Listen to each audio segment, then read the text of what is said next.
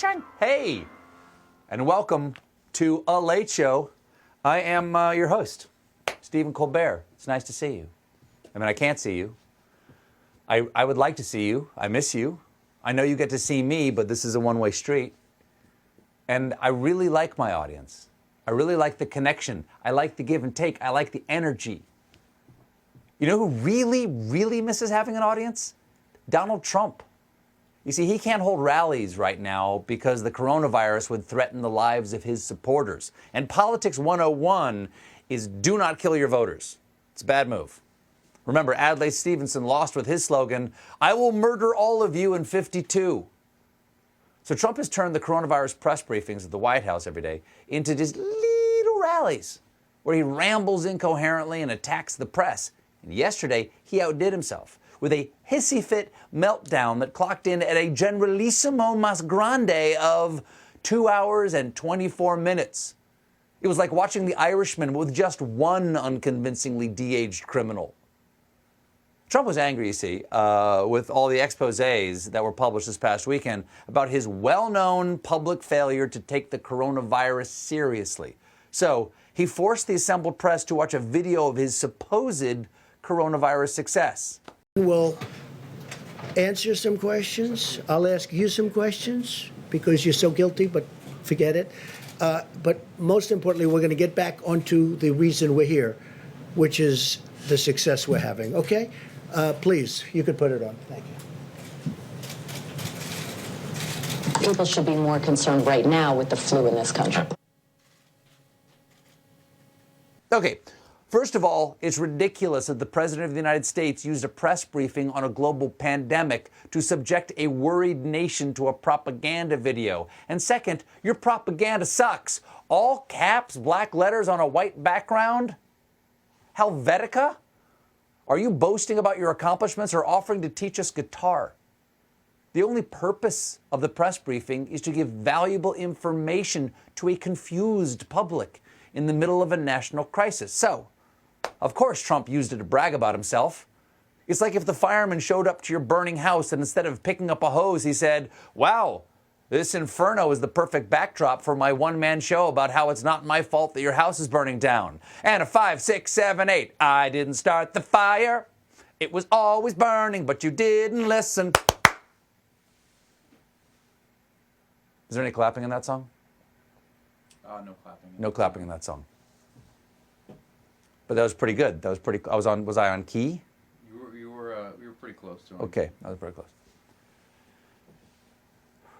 Trump's video about the bold action he took skipped over a couple of things. For instance, it skipped over the entire month of February. So CBS reporter Paula Reed had the temerity to ask him a question about that. What did your administration do in February with the time that your travel ban bought you? A lot. And in fact, we'll give you a list. What we did, in fact, part of it was up there. We did a lot. Look. You know you're a fake. You know that. Your whole network, the way you cover it, is fake. You're a fake. You know you're a fake. You know February is a fake month. There are a lot of fake months out there. Some of the months are real, of course. January, March Brewery, April, Octopussy, and Santa Con. But true to his word, Trump did have a list of what he did to fight the coronavirus in February. And in a Late Show exclusive, I've got it right here. It includes a lot, banged pots in case virus is like bears, sent virus $130,000 to make it go away, wrote angry letter to Prime Minister of Corona, socially distanced Eric, that's smart, called virus Little Covey on Twitter, and put off everything till March. Let's have that notarized and sent to the Library of Congress, please. Thank you. Okay, anyway, I'm sorry, you were yelling at a woman? I know that's kind of your thing, but it doesn't mean she's wrong. You see, Mr. President, you can lie all you want, but what you're lying about happened less than 2 months ago. We were all here, and we had something called cameras, and they recorded you saying this. And I think it's going to all work out fine. And you know, in April, supposedly, it dies with the hotter weather. We have the greatest doctors in the world. We have it very much under control. The people are getting better. They're all getting better. We have it so well under control. I mean, we really have done a very good job. Now the Democrats are politicizing the coronavirus. This is their new hoax. There's no reason to panic at all. It's going to disappear. One day, it's like a miracle. It will disappear. When you have 15 people, and the 15 within a couple of days is going to be down to close to zero. We remember that. We're not goldfish. You know how I know? Goldfish can still go to schools. We all remember that Trump, the Republicans, Fox News downplayed the seriousness of this virus and told us all to do nothing. They took all their chips and they bet the under and they lost. I'm not surprised they lost. Trump has bankrupted a lot of casinos. So Trump has no chips, but somehow he believes that he's the dealer. Case in point, reopening the country. Trump thinks he's the one who gets to do it, while the states say, no, we're good. Because governors on the East and West Coasts have formed pacts to decide when to reopen their economies. Okay, groups of states banding together regionally to do things on their own is always a harbinger of good things to come in America, right?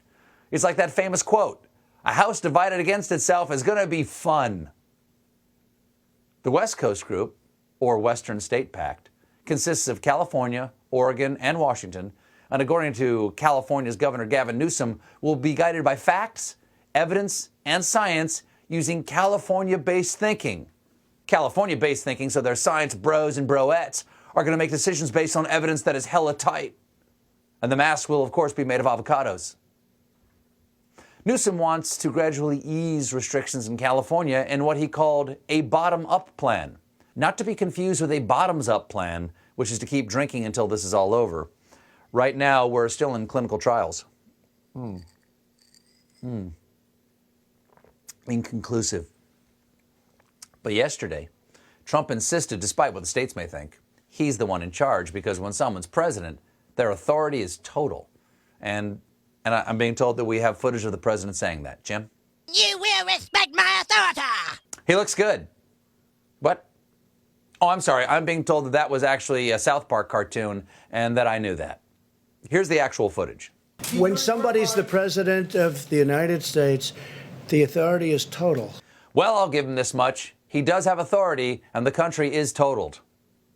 One reporter challenged Trump's claim. You said when someone is president of the United States, their authority is total. That is not true. Who Okay, told you know that? what we're going to do? We're going to write up papers on this. Oh, good. I need some toilet paper. Now, New York's Governor Andrew Cuomo was on CBS on CBS, and he is not buying the president's assertions of authority. The president's position is just absurd. It's not the law. It's not the Constitution. We don't have a king. I don't know. He seems like a king. Golden crown, multiple wives, inbred sons. And Cuomo also reminded his fellow governors not to take Trump's propaganda-infused press conferences seriously. A governor should not watch that. There's no value in it. It is infuriating and offensive and frankly ignorant of the facts. If it wasn't so serious, it would be funny, all of this. It could be a comedy skit. Sir, on behalf of people who have dedicated their entire lives to comedy skits, I am offended by the comparison. Comedy skits should be less than 2.5 hours long, and the punchline shouldn't make you want to punch someone in the face. Later in the day, Cuomo said if Trump ordered him to reopen his state in a way that would endanger people, he wouldn't do it. That may have led to this strange tweet. Tell the Democrat governors that Mutiny on the Bounty was one of my favorite all-time movies. A good old-fashioned mutiny every now and then is an exciting and invigorating thing to watch, especially when the mutineers need so much from the captain. Too easy. First of all, what? Second of all, what the Third of all, for one of his favorite movies, Trump is not that clear on the plot of Mutiny on the Bounty. Things do not turn out well for Captain Bligh. He's overthrown and ends up in a tiny boat rowing back to England. God, I hope this is like Mutiny on the Bounty. Does Trump misinterpret every movie he sees?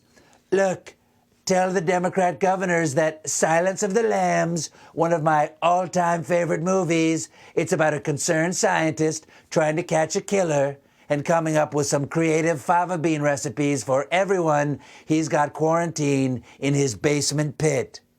The governor opens up its state or it gets the hose again.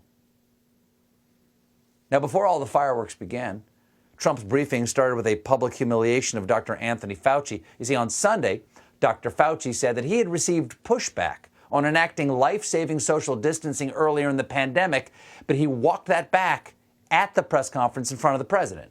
You said there was pushback. Yeah. Where did that pushback come from? No, it wasn't. And that was the wrong choice of words. Specifically, it was the wrong choice to use words. When describing this administration's response, I should have just said,